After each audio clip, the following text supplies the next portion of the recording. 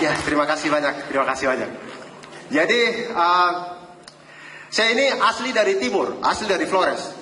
Kemudian saya ini adalah, walaupun saya dari Flores, tapi saya ini adalah laki-laki timur yang paling ganteng. Ya, paling tidak saya punya mama yang bilang begitu. Ya. Dan saya ini anak ketiga dari 5 bersaudara. Saya punya bapak itu tidak ikut KB karena beliau berpikir kalau 2 anak saja cukup, apalagi 5 anak. Ya, tentu bahagia dunia akhirat itu. Dan sebenarnya Bapak dan Ibu sekalian, kami orang timur ini bukannya tidak mengerti KB. Kami mengerti KB, kami paham itu. Cuma masalahnya kondisi geografis di sana tidak memungkinkan untuk 2 anak melakukan semua pekerjaan rumah. Di sana itu satu pekerjaan rumah hanya bisa dikerjakan oleh 1 anak gitu. Jadi makanya Bapak itu malam-malam itu selalu punya alibi. Dekat ke mama begitu. Mama, mari kita buat anak dulu. Buat apa lagi? Anak sudah 2. Itu yang potong rumput belum ada. Besok-besok anak yang potong rumput lahir. Nanti alibi lagi. Datang lagi malam-malam. Mama, mari kita buat anak dulu. Buat apa lagi? Anak sudah 3. Itu anak yang potong, yang jaga ternak belum ada. Begitu anak yang jaga ternak lahir, mama baru sadar kalau kita tidak punya ternak. Tidak ada. Jadi saya itu kemudian, mungkin kalau Bapak Arif, pemimpin redaksinya Bisnis Indonesia, yang jadi saya punya bapak itu mungkin anak 1000. Iya, tiap hari alasan, wartawan ini belum ada, wartawan ini belum ada, editor ini belum ada, gitu. Kemudian Bapak dan Ibu sekalian, saya pertama kali datang ke Tanah Jawa. Jadi saya itu lahir besar itu di sana, di Flores. Kemudian saya pertama kali datang ke Tanah Jawa tahun 2006, waktu awal kuliah dulu. Itu waktu itu saya pakai kapal laut kan. Jadi dari Kupang itu saya pakai kapal laut sampai itu di pelabuhan Tanjung Perak Surabaya. Itu subuh-subuh. Jadi saya dari jauh itu saya lihat kelap-kelip kota Surabaya itu indah sekali. Sama seperti di tembok-tembok itu. Kelap-kelip bagus sekali. Saya itu heran gitu. Kalau di kelap-kelip seperti itu, di desa saya ada, tapi cuma 1, mercusuar. Makanya saya lihat ini orang Surabaya ini kok sombong ya. Mereka buat mercusuar kok banyak sekali. Apa 1 nelayan 1 mercusuar begitu. Kemudian ketika kapal ini semakin dekat dengan Tanjung Perak Surabaya, itu kelap-kelipnya itu makin jelas. Ada kelap-kelip yang terang, ada kelap-kelip yang remang-remang. Itu tanpa tanya orang, tanpa lihat peta langsung tahu. Itulah Doli yang terkenal.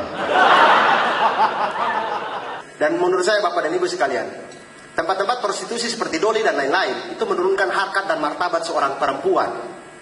Karena pada dasarnya perempuan itu suci seperti sajadah. Kenapa sajadah? Karena memang di atas mereka lah laki-laki beribadah.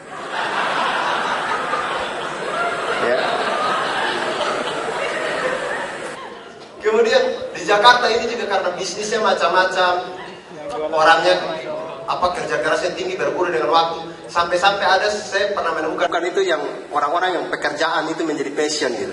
Kemudian mengejar passion. Kami di sana itu mata pencarian kami ya nelayan saja.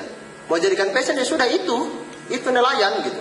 Di sini tuh ada yang dijadikan passion. Akhirnya muncul acara apa? Mancing mania. Sumpah ini acara paling narsis. Karena Bapak dan Ibu sekalian, acara mancing mania ini, mereka baru dapat ikan yang kecil-kecil saja. Itu mereka sudah show di kamera. Mancing mania mantap. Mancing mania mantap. Aduh mama sayang. Nelayan dari kampung saya itu Bapak dan Ibu sekalian, kami tangkap paus.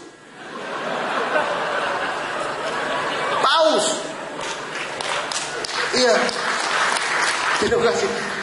Itu bahkan kalau nelayan di sana kalau dapat paus yang kecil-kecil itu mereka lepas lagi. Tapi mereka titip pesan. Paus, kau berenang ke bawah kasih tahu kau punya bapak. Kami tunggu di sini. Gitu. Kami di sana itu susah membangun bisnis Bapak dan Ibu sekalian. Karena jangankan bisnis, sekolah saja itu kami susah. Sekolah di sana itu susah. Di sini itu gencar-gencarnya namanya pembelajaran kontekstual. Tapi sampai sekarang itu masih ada buku-buku yang diterbitkan dengan modelnya begini. Ada yang masih ada yang ini Budi, ini Ibu Budi. Itu sampai sekarang itu masih ada. Ini dari zaman Pithecanthropus sampai zaman Politikus. Ini begini saja pembelajaran. Tidak ada perubahan. Lagian menurut saya ini tidak kontekstual untuk daerah timur. Sejak kapan ada orang timur nama Budi? Makanya kalau mau kontekstual di daerah timur itu diganti. Ini Eduardus. Ini Mama Eduardus. Eduardus senang karena sumber air sudah dekat. Itu baru. Apalagi yang tidak kontekstual? Yang tidak kontekstual lagi ada pelajaran matematika SMP. Itu ada soal begini, sebuah menara tingginya 100 meter. Jika seorang pengamat dengan menara membentuk sudut 60 derajat, hitunglah jarak pengamat dengan menara.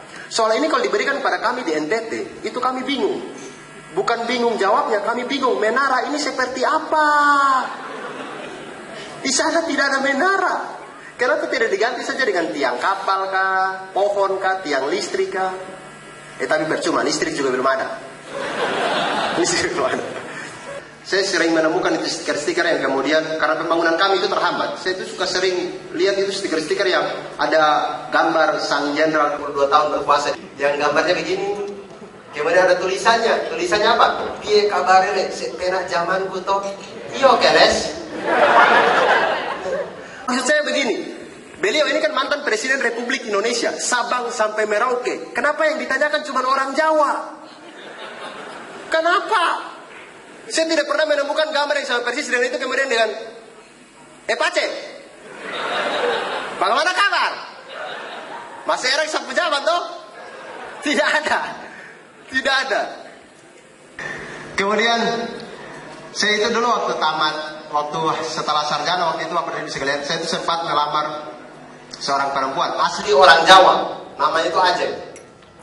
Jadi saya ke rumahnya dia, saya lamar dia. Cuman bapaknya itu tolak saya karena dia bilang, "Mas, sampean itu belum punya pekerjaan." Saya bilang, "Bapak, pekerjaan saya bisa cari, gampang, masalah selesai." Alasan berikutnya dia bilang, "Mas, saya tidak suka dengan orang timur karena orang timur terkenal jahat-jahat." Oh, itu saya langsung berdiri depan bapaknya. "Pak, siapa bilang orang timur itu jahat? Hah? Orang timur itu Pak tidak ada yang jahat." Itu bapak dari masalah selesai. Hubungan saya juga selesai. Tahun 2011, daerah dengan tingkat kriminalitas tertinggi di Indonesia itu adalah Jakarta dengan 53.324 kasus. Di tahun yang sama daerah dengan tingkat kriminalitas paling rendah adalah Maluku dengan 151 kasus. 53.324 dengan 151. Orang timur itu tidak jahat. Tidak jahat di kampung sendiri, kami jahat di kampungnya orang. Terima kasih banyak. Terima kasih banyak.